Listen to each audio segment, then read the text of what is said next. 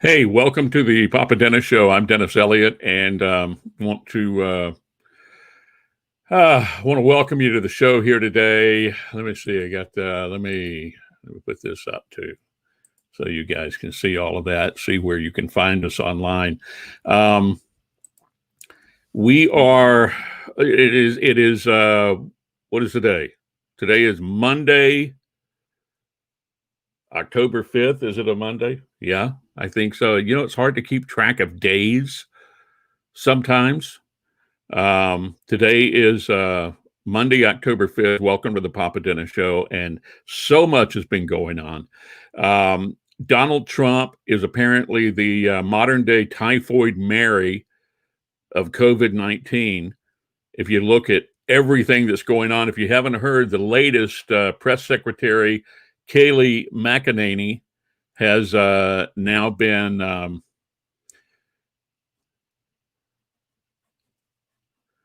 did not set this up ahead of time. I got to do this right here. So I'll just bear with me for just a moment. Um, and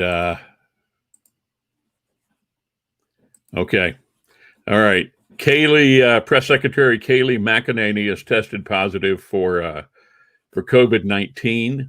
This just happened this morning, this information. And the latest news is that two of her staff members have now also um, come out as positive for COVID-19. So what are we up to?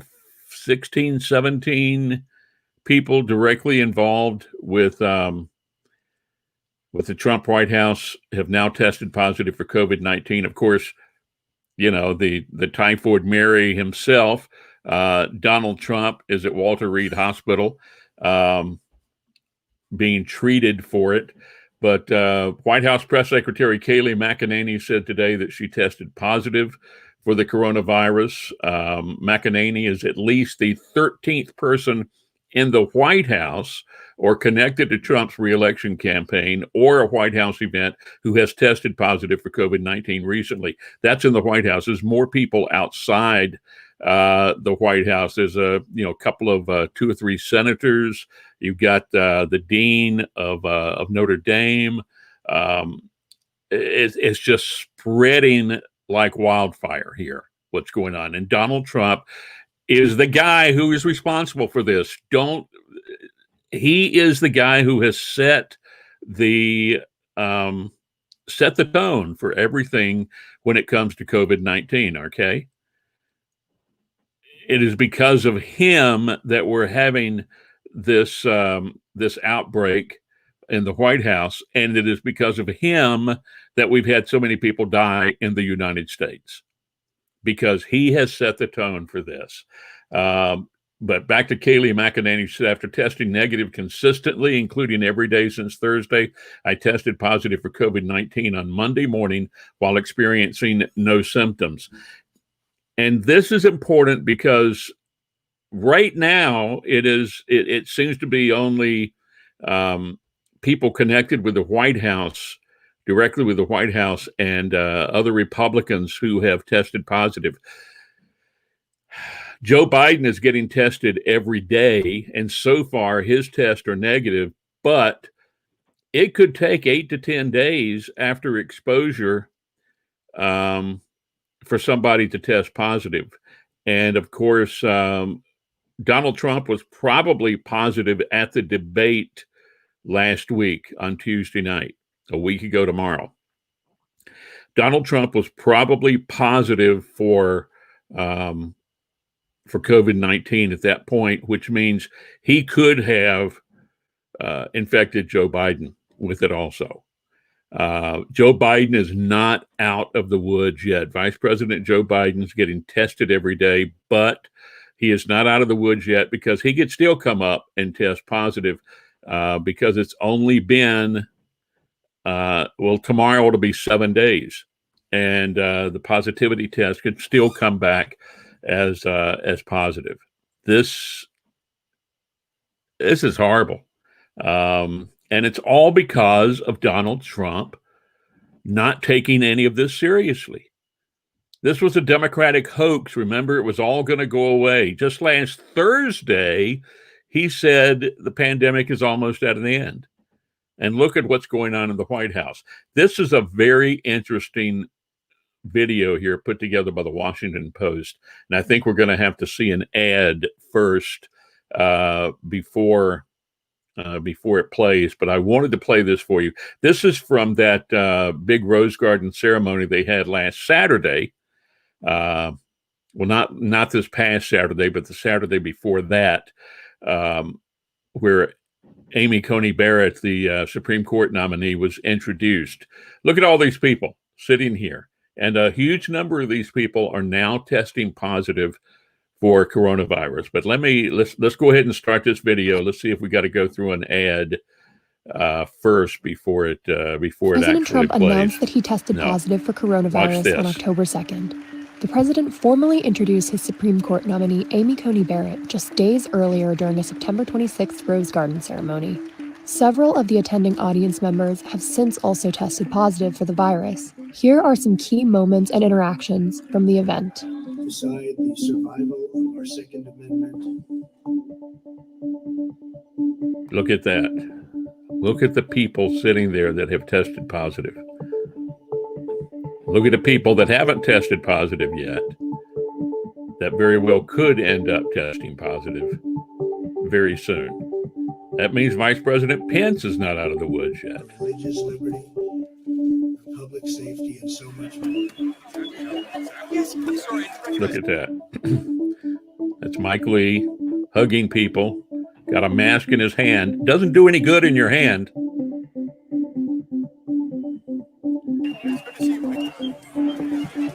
Oh, look at that. Look at that. Oh, my God.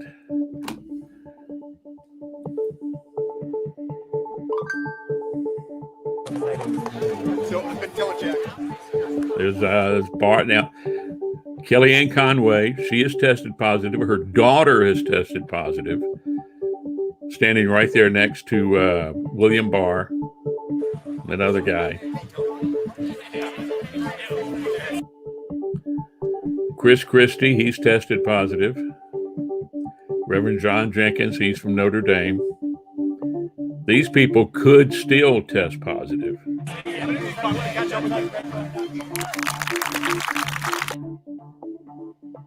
First Lady Melania Trump tested positive. Look at who she was around that have not tested positive yet.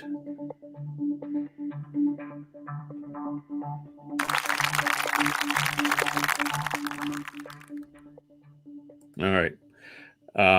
That was a very interesting video that they put together that shows you the people who have been exposed. Let me make sure this doesn't play. He's not on oxygen. Yeah, this is where Trump's doctor makes contradictory statements about giving him oxygen. This is from that press conference on Saturday. Let's go ahead and listen to a little bit of that. Right. He's not received any at all. He's not needed any this morning today at all. It's not what he asked you. Has he ever been on supplemental oxygen? Right now he is not on oxygen. I know you keep saying right now, but should we read into the fact that he had been previously? Yesterday and today. This is amazing. So he has not been. That's not what he's asked. His COVID treatment. He's not on oxygen right now. I'm going to try to pin you down one more time. I know you said there's no oxygen. Yeah, I'm not. He's not on oxygen. But did he receive today? Did he receive any on Thursday? And what's today? Saturday. Saturday. No, Thursday. Okay, so no Thursday, no Friday, no Saturday. That's fine. So that was why we were confused. Thursday, no oxygen. None at this moment. He did get oxygen on Friday, though. Well, we were all. We have found out now. Late Friday morning, when I returned to the bedside, the president had a high fever, and his oxygen saturation was transiently dipping below 94%. Given these two developments, I was concerned for possible rapid progression of the illness.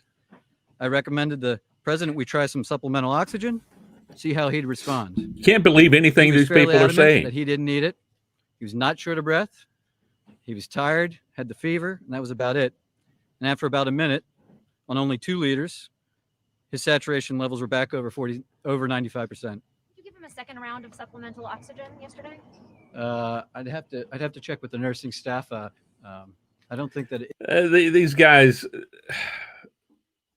they're playing to an audience of one, and that's Donald Trump. The reason they're lying is because Donald Trump wants them to lie, okay? Because Donald Trump is a liar and he wants everybody else to be lying for him. This makes me so angry to see what these people are doing here and what they're doing to our country right now.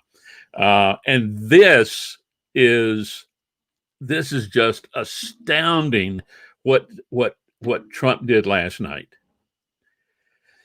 He decides to go out and take a joyride. He gets into a car to wave to supporters. He's exposed several Secret Service agents now to the coronavirus.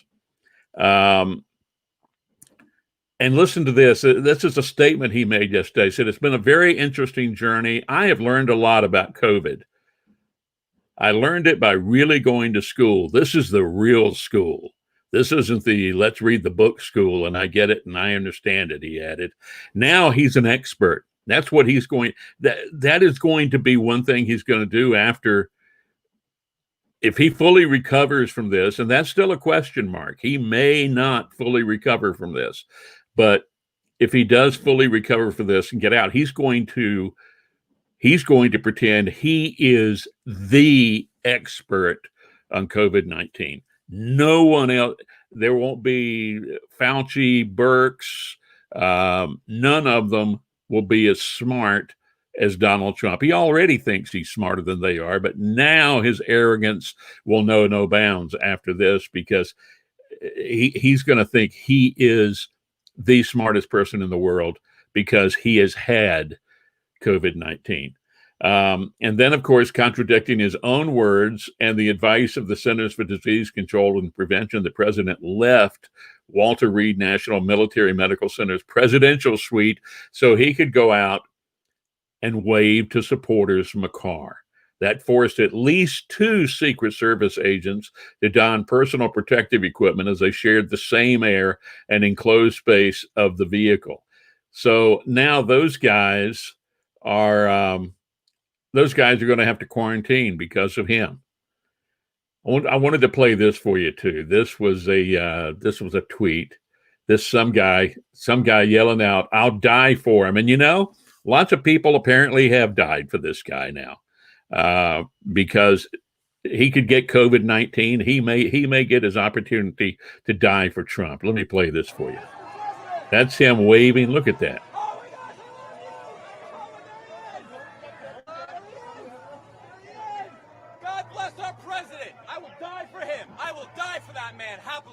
I will die for him. Anybody want to mess with him? You mess with me first. You hear that? Let me play some more. God bless our president. I will die for him. I will die for that man happily. I will die for him. Anybody want to mess with him? You mess with me first. He is the hero, that man. Oh my God. He may get the chance to die for him. Lots of other people have died because of Donald Trump. Okay, because of the complete irresponsible attitude that Donald Trump has had towards COVID-19. White House spokesman Judd Deere defended the stunt. He said appropriate precautions were taken and the execution of this movement was cleared by the medical team as safe to do. Who knows? Okay. Donald Trump probably insisted on it, and people are scared of him and afraid to go against him. But the thing is, he put a lot of people at risk with that little stunt he did yesterday.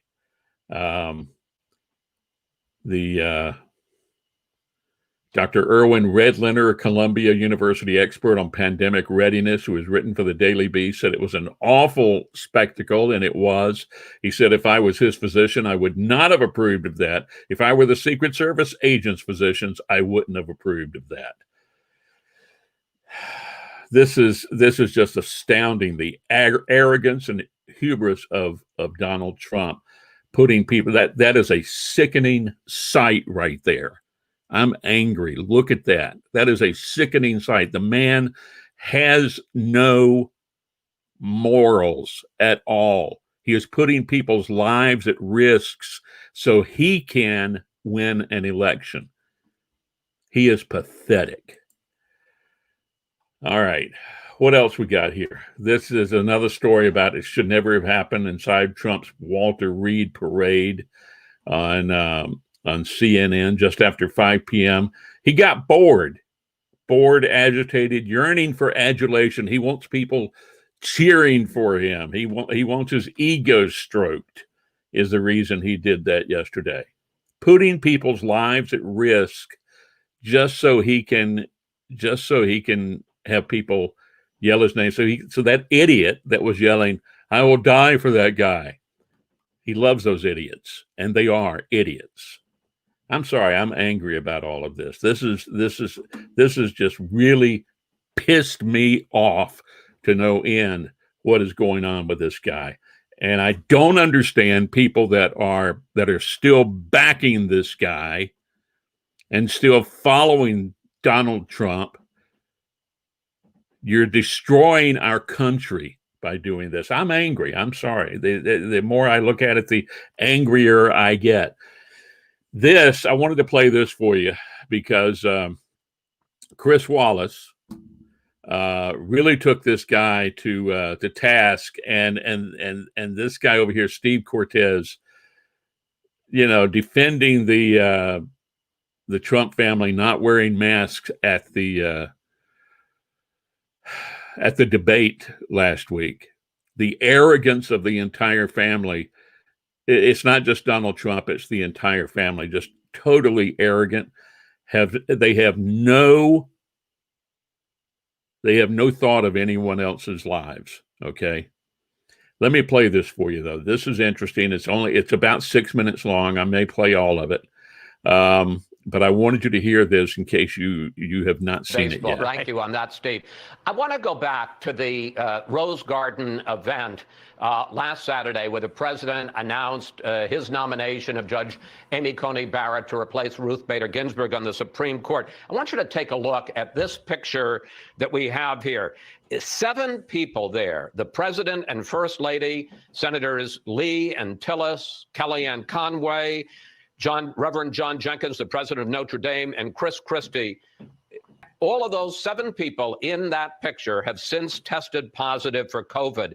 Question, Steve, people packed together, the vast majority not wearing masks. How does that make sense? Yeah. Well, look, here's what I would say. Tremendous precautions are taken to protect the president. As you all know, anybody who goes to see the president must submit to a COVID test first.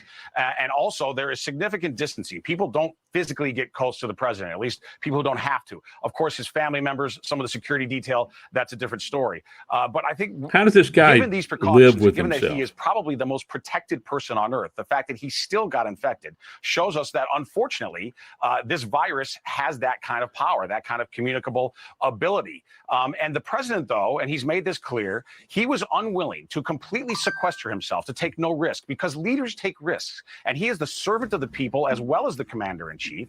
And so he said he must be around the people he serves. And he knew that it was not riskless for him to do so. He could have been hermetically sealed in the residence and been practically guaranteed that he wouldn't get the virus. But instead, he took reasonable risks, not reckless ones, but reasonable risks. Unfortunately, he got the virus. And I think what this shows us for a policy perspective, and I think this is important, Chris, is that we know that even the most severe of lockdowns cannot completely stop the virus. Therefore, we should take reasonable precautions as a society, and we should not, as Joe Biden threatens, even think about shutting this economy and this society down again. To me, the most consequential divide from your debate that you moderated between the two was that issue. So much the president bullshit saying coming we out of are this guy's staying mouth. open. We'll take precautions, but we can manage the risks. Steve, let's talk. I'm sorry, I didn't mean to stop it here. Let me restart it. I hit a about button. Reasonable risk, because there was the debate on Tuesday night, as you say, that I moderated. The rules from the Cleveland Clinic could not have been more clear. Everyone in the audience was to wear Look at a the mask. arrogance of those people. The president and the former vice president and I were the only ones exempt from that. We've got a picture up on the screen. After the first family came in, they all took off their masks. So did the White House chief of staff, Mark Meadows. Do they think that the health and safety These people are rules despicable for everybody else do not apply to them? No, that's not the reality. Look, everybody was tested before that event, as you well know. Those of us who went first were tested by Cleveland Clinic directly. Everybody who gets on Air Force One for any trip on Air Force One is tested before they get on. Steve, it doesn't matter. Steve, it doesn't matter. Everybody that was in that room was tested. Steve, everybody that was in that room was tested. And the Cleveland Clinic's regulation was it didn't matter. Everybody, except for the three of us on the stage, was to wear a mask. And people from the Cleveland Clinic came over and offered the first family masks, thinking maybe they didn't have them. They were waved away. And the Commission on Presidential Debates has issued a statement saying, from now on, if you don't wear a mask, you're going to be escorted from the hall. So forget this question of being tested beforehand. Everybody was tested beforehand. No, I'm going to finish my question. Everybody was told to wear a mask. Why did the first family and the chief of staff feel that the rules for everybody else didn't apply to them? Chris, we believe that masks are very useful. The president has worn them on many occasions, including visiting the hospital where he's now a patient. When he was visiting as commander-in-chief as a guest to visit soldiers there, he wore a mask. So we believe in masks. We also believe in some element of individual choice. People were distanced and they had been tested. Both of those things were true. And these people sicken me right now. And there were rules, and there was no freedom of choice. They broke the rules. I was there. I was there like you were, and they were distanced. Why did they break the rules? Those chairs were not close together. Look. Those chairs were not close together. And again, we also believe that people— It doesn't matter. The rules from the Cleveland Clinic, they were close together, Steve. And the rules from the Cleveland Clinic were everybody wears a mask. Why didn't they? Chris, the way you're starting to harangue me now actually reminds me of what you did to the president during that debate on Tuesday night when he had to debate not just Joe. No, and then he had to debate not just Joe Biden, but you as well. You were not a neutral moderator then. I don't mind tough questions. I welcome reasonably tough questions. But what I don't think is okay is for you to become the effective opposition to the president. Okay, and everyone there was tested in the crowd. They were distanced from each other. People can make reasonable decisions for themselves. No, they can't. They're the rules, and they'll be kicked out next time. Steve, let me just simply say the president interrupted me and the vice president 145 times. So I object to saying I harangued the president. I know it's the talking point. With the president in the hospital, there's a concern about the continuity of government. Is the campaign giving any consideration, given the fact that the vice president is the next in line to the president, about keeping him off the trail or delaying the vice presidential debate until we see that the president is safe? Now, listen, we think it's important that our campaign vigorously proceed. And look, the MAGA movement is bigger than just President Trump. He's instrumental, of course, but he is not the only key element of the MAGA movement. And so what we have said is that the other people, including, of course, Vice President Trump, campaign people, millions of regular Americans need to step up and to some degree fill the void that is left, because our champion, our main instrument, is not able at this moment to vigorously campaign, and certainly not campaign physically right now. That's a new word for him. But in terms of continuity of government, the government is functioning flawlessly right now. It will continue to. All right, I've heard enough of this guy, the bullshit coming out of his mouth. This is despicable what these people are doing. Donald Trump is directly responsible for all of these people that have contracted COVID-19 since that super spreader event at the White House. He is the one that responsible for putting together that event. It is because of his leadership that people were not wearing masks at the event and were not social distancing. He's responsible for everything that has happened right now. And it's just karma that he has also contracted COVID-19. But the fact of the matter is, Donald Trump is responsible for all of this that's going on in this country right now, all of the people that are dying, and it's because Donald Trump, our leader, has so screwed this up completely. I'm sorry. I'm very angry, very upset about it. And it's just really got me pissed off. Okay. And he's going to continue. He's going to get even worse after this. If he fully recovers from this, and that's still a question mark, if he fully recovers from this, he's going to become, he's going to pronounce himself as the total expert on COVID-19. And that no one knows as much as he does. And we're still at danger with a lot of things. Like I said, Vice President Joe Biden is still not out of the woods. He could have still been exposed to this last week and could still test positive. Kayleigh McEnany, the press secretary, just this morning announcing that she has now tested positive, and 2 members of her staff. This shows you how it can spread and how dangerous it is. And we got to get this guy out of office, people. We've only got a few weeks left until till election day, and hopefully after November 3rd, we'll be able to restart this country in some way. All right. One other thing I was going to show you. This is just an aside here. The Proud Boys. Remember the white supremacist group that Donald Trump was telling to stand by? Gay men have taken over the Proud Boys Twitter hashtag. The Proud Boys hashtag, which members of the far-right group have been using, was trending yesterday after gay men on Twitter hijacked it and flooded the feed with photos of their loved ones and families and with memes. The gay men of Twitter are making the group's hashtag known now for entirely different reasons. That's great. I love that. Hey, thanks for joining us today on the Papa Dennis Show. I am Dennis Elliott. Check us out on Twitter and Facebook and YouTube, and of course, check out our podcast. We're on all of the podcast platforms. Just look for Papa Dennis Show, and you'll find it. All right. Thanks a lot for joining us. Stay safe out there. Okay. Wear a mask. Be careful. All right. In spite of the fact that Donald Trump is creating such a problem in our country, you try to stay safe the best you can. Thanks for joining us, and we'll talk to you guys later.